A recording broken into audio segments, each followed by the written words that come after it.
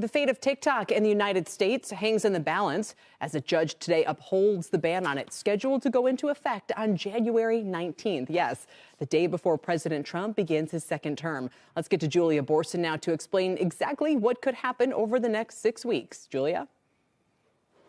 Well, Kelly, the court ruling saying that TikTok's millions of users will need to find alternative media of communication. That burden is attributable, the court saying, to the People's Republic of China's hybrid commercial threat to U.S. national security, not to the U.S. government.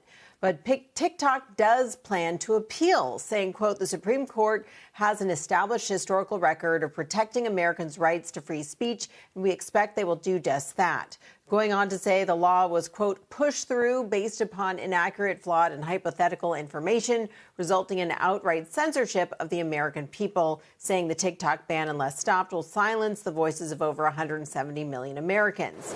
So there are a couple things that could happen now. First, President Biden could grant a 90-day extension if it appears that a divestiture deal is in the works. Second, the Supreme Court could allow the app to keep operating while litigation proceeds, or the Supreme Court could rule on this suit before January 19th. And then there's another wild card. Once President-elect Donald Trump is inaugurated on January 20th, he could choose not to enforce the ban. He did recently vow to protect TikTok. Now, meanwhile, Meta, Snap, and Alphabet shares are all higher on this news because if TikTok is banned, they are seen as beneficiaries, potentially gaining TikTok's users, advertisers, and creators that could relocate over to their apps.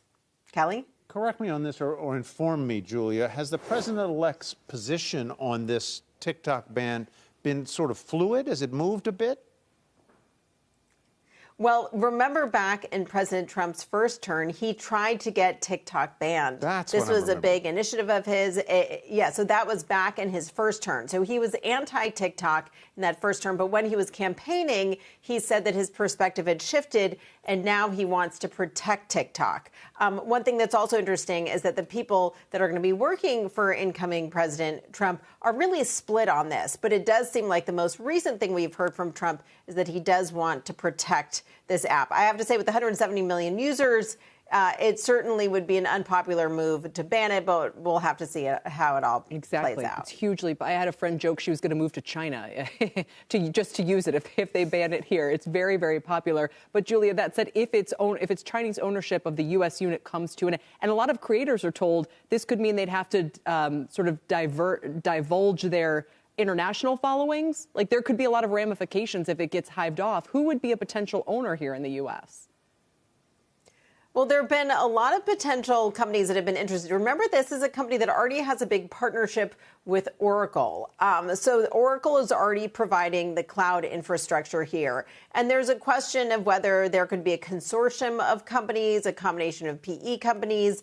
But we would not expect a company like Meta or any of the social media companies to be at all interested, because it would be such a competitive issue that they wouldn't be able to acquire a competitor. But I think it's really whether you would see a consortium of companies, perhaps Oracle, because they already have their relationship, maybe with some PE backing as well. All right, we'll keep an eye on those shares, too. Julia, thanks. Julia Boorstin with